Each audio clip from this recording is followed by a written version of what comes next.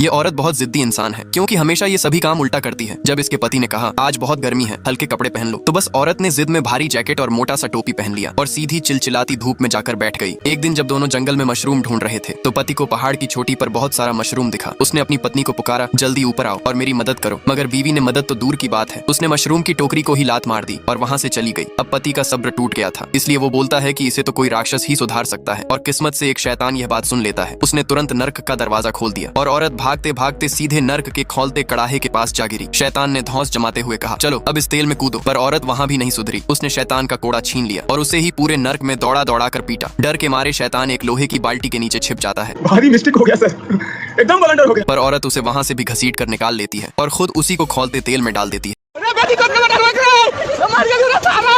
नर्क के राजा का ऐसा हालत किसी ने नहीं किया था। अगले कुछ दिनों में औरत ने शैतान का जीना हराम कर दिया। टॉर्चर इतना बढ़ गया कि शैतान को अपनी जान का भीख मांगना पड़ा। वो सुसाइड करने का सोचता है, पर औरत उसकी दाढ़ी उखाड़ लेती है और उसे अपने गले का स्कार्फ बना देती है। आखिरकार शैतान जैसे तैसे वहाँ से जान बचाकर भागता है और सीधे उसके पति के पास जाता है। आधी रात को जब आदमी दरवाजा खोला तो सामने कांपते हुए शैतान को खड़ा पाया। शैतान हाथ जोड़कर रोने लगा, भाई अपनी पत्नी को वापस ले लो, उसने मेरा जीना बेहाल कर दिया है। पति अपनी पत्नी को जिंदा सुनकर अंदर से बहुत खुश होता है, पर बाहर से नाटक करता है, अरे वह तो बड़ी खतरनाक है, उसने सालों मेरा खून पिया है। ये सुनकर शैतान उसे ऑफर देता है, मैं तुम्हें बदले में 1000 सोने के सिक्के दूंगा। लालच में आकर पति मान गया और शैतान ने उसी पल औरत को वापस घर पहुंचा दिया। बीवी को देखते ही पति ने उसे गले लगा लिया और डरपोक शैतान अपनी दाढ़ी चुराकर वहां से भाग जाता है। अब दोनों सोने के सिक्कों के साथ मजे की जिंदगी जीने लगे, पर पति अब चालाक हो गया था। अब उसे अगर दरवाजा बंद करवाना होता था तो वो कहता था, सुनो आज दरवाजा बिल्कुल मत बंद करना।